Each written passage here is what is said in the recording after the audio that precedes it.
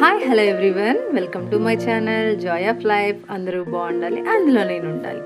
చాలా ఈజీగా క్విక్గా అయిపోయే ఒక మంచి రైస్ ఐటమ్ జీరా రైస్ అండి. అదే రైస్ వండేసి మనకి టైం లేకుండా ఫాస్ట్గా కర్రీ చేసే టైం లేనప్పుడు, అండ్ అట్లాగే ఏదైనా రైస్ మనకి మిగిలిపోయి ఎట్లా తినాలబ్బా ఇప్పుడు అనుకుంటున్నప్పుడు ఇట్లా రైస్ కనుక ట్రై చేస్తే జీరా రైస్ చాలా బాగుంటుంది, టేస్టీగా అనిపిస్తుంది అండ్ ఫాస్ట్గా అవుతుంది. ముందుగా స్టవ్ వెలిగించి కడాయి పెట్టుకొని అందులో ఒక గుప్పెడు పల్లీలు తీసుకున్నాము. అండ్ తర్వాత తాలింపు దినుసులు పోపు పెట్టుకొని మంచిగా 4-5 పచ్చిమిరకాయలు పొడవుగా కట్ చేసుకొని వేసుకున్నాం అనమాట. అట్లానే ఒక 10-12 జీడిపప్పులను వేసుకొని ఇవి కొంచెం వేగాక 2 టీ స్పూన్ల జీలకర్ర వేసుకొని అండ్ హాఫ్ మినిట్ అయ్యాక అందులో చక్కగా మంచిగా కరివేపాకు వేసుకొని, కరివేపాకు మనకి చిట్పట్టని అన్నీ వేగాయి కదా, పల్లీలు అండ్ మన జీడిపప్పు పచ్చిమిర్చి అన్నీ చక్కగా వేగాక ఇందులో కొంచెం కొత్తిమీర కూడా వేసుకుంటే ఈ నూనెలో చాలా బాగుంటుంది అనమాట. ఆ ఫ్లేవర్ అనేది రైస్కి ఆ వేగిన కొత్తిమీర వల్ల ఇంకొంచెం టేస్ట్ వస్తుంది.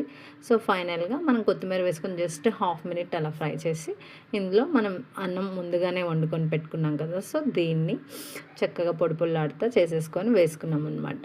అండ్ అలాగే రుచికి సరిపడినంత సాల్ట్ కూడా వేసి మొత్తాన్ని బాగా కలుపుకోవాలి. సాల్ట్ చూసి అడ్జస్ట్ చేసుకోవచ్చు మన టేస్ట్కి తగ్గట్టు. అండ్ ఇది చక్కగా మనం తినేటప్పుడు స్పూన్కి అట్లా తింటుంటే ముద్దకి ఒక పల్లి తలుగుతా కాజు అండ్ పచ్చిమిర్చి ఫ్లేవర్, ఫైనల్గా మనకు కొత్తిమీరతో గార్నిష్ చేసుకుంటే చాలా సింపుల్గా క్విక్గా అయిపోయే ఒక మంచి హెల్దీ జీరా రైస్ ఐటమ్ రెడీ.